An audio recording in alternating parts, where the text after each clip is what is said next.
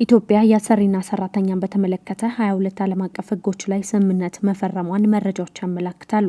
በአሰሪና ሰራተኛ መካከል የሚፈጠር ችግርን ለመፍታት ያስችላል በሚል በዓለም አቀፍ ደረጃ የሚተገበረው የስራ ቦታ ትብብርና ማህበራዊ ምክክር ኢትዮጵያ ከፈረመቻቸው ስምምነቶች ውስጥ ይጠቀሳል።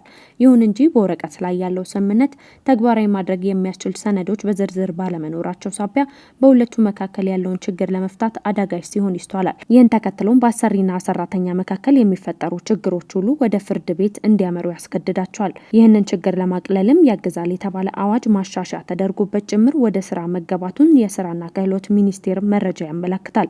የዚሁ አንድ አካል በማድረግም ሚኒስቴር መስሪያ ቤቱ 20 ከሚሆኑ የመንግስት ልማት ድርጅቶች ጋር የጋራ የሆነ የስራ ቦታ ትብብርና ማህበራዊ ምክክርን ለመዘርጋት የሚያስችል ሰነድ ተፈራርሟል። በሰነዱ ላይ የአሰሪና የሰራተኛ ህገ ደንብ በዝርዝር መቀመጡን ሚኒስትር ዴኤታው አሰግድ ጌታቸው በተለይ ለባላጋሩ ቴሌቪዥን ገልጿል። አንድ ተቋም ሰራተኛን ለመቅጠር ምን ግዴታዎች አሉበት፣ ምን ማሟላት አለበት የሚል በደንብ ሰነዱ ላይ ተቀምጧል።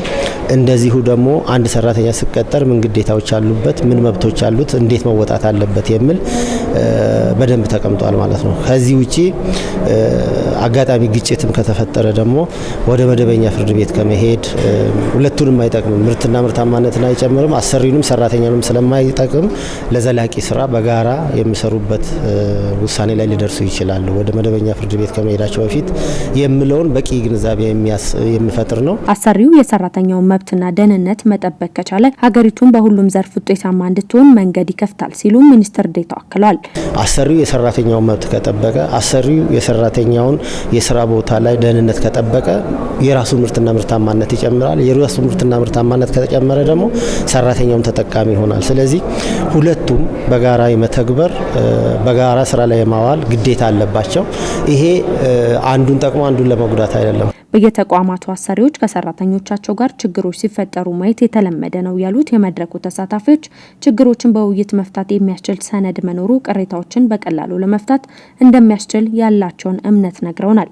ከዚህ በፊት የነበሩ በርካታ ችግሮች አሉ በየተቋማቱ ከአሰሪዎች ከሰራተኞቻቸው ጋር አለመግባባቶች ይከሰታሉ። ብዙ ጊዜ እነዚህን ችግሮች በቅድሚያ ችግሮች ከመፈጠራቸው በፊት በጋራ በመነጋገር ውይይት በማድረግ የመፍትሄ ሀሳብ አስቀምጠው ችግሮቻቸውን ወደ ፍርድ ቤት ሄደው ከሚፈቱ ይልቅ በራሳቸው እንዲፈቱና በቀጣይ በምክክር ማስተካከያ እርምጃዎች እንዲወስዱ ያስችላል።